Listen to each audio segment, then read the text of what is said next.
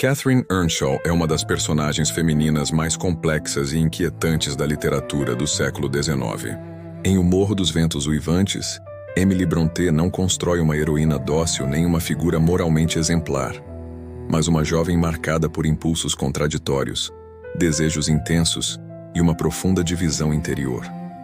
Catherine não é apenas uma personagem apaixonada, ela é, sobretudo, uma consciência dilacerada entre forças opostas: natureza e cultura, liberdade e convenção, instinto e norma social. Criada no ambiente selvagem do Morro dos Ventos Uivantes, Catherine cresce em contato direto com a rudeza da paisagem, com a ausência de refinamento social e com uma forma de vida marcada pela espontaneidade. Nesse espaço, ela desenvolve uma personalidade indomável, impulsiva e orgulhosa, pouco inclinada à submissão ou à contenção emocional. Desde cedo mostra uma energia vital intensa, uma alegria turbulenta e uma disposição para o desafio que a aproxima de Heathcliff, com quem compartilha não apenas a infância, mas uma forma semelhante de sentir o mundo.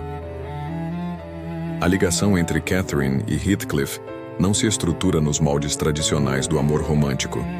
Eles não se unem apenas por afeto, mas por identidade. Catherine reconhece em Heathcliff algo que antecede qualquer distinção social ou moral.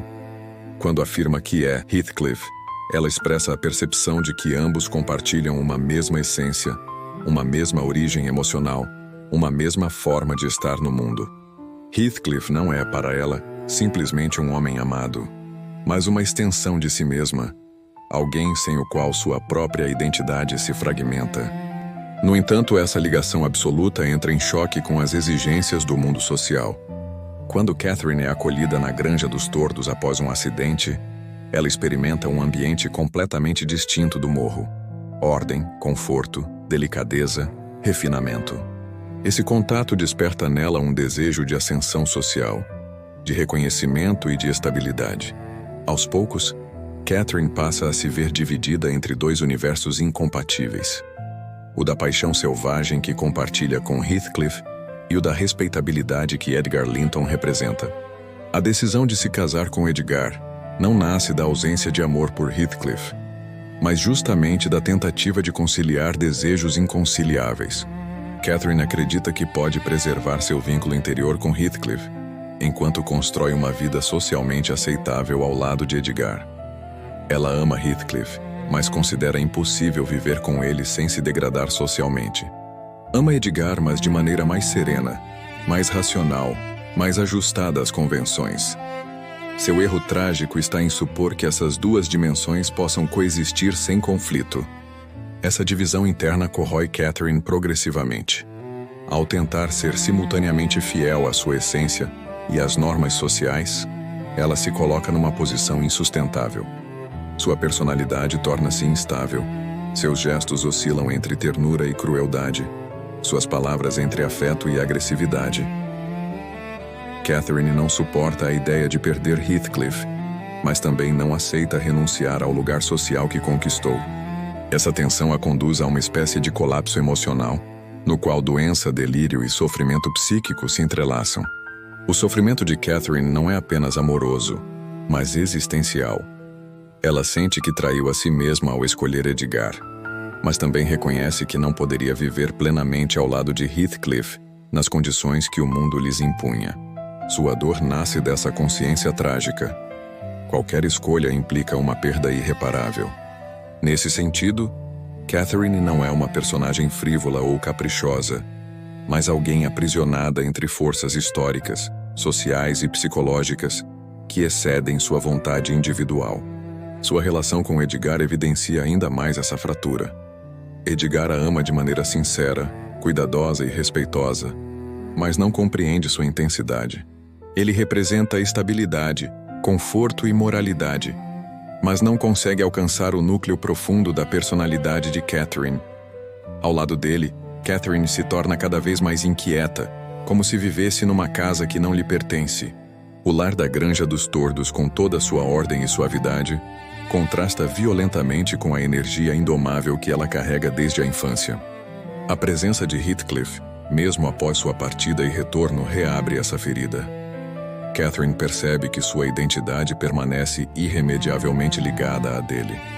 A tensão entre desejo e dever, entre paixão e convenção, intensifica-se até atingir um ponto de ruptura. Seu adoecimento progressivo não pode ser lido apenas como fragilidade física, mas como expressão simbólica de uma cisão interior insuportável. Catherine adoece porque não consegue integrar as partes de si mesma que o mundo lhe obriga a separar. Na morte, Catherine não encontra reconciliação, mas perpetua o conflito. Sua ausência não liberta Heathcliff. Ao contrário, aprisiona-o ainda mais numa obsessão destrutiva. Mas também não se pode dizer que Catherine deseje vingança ou ruína.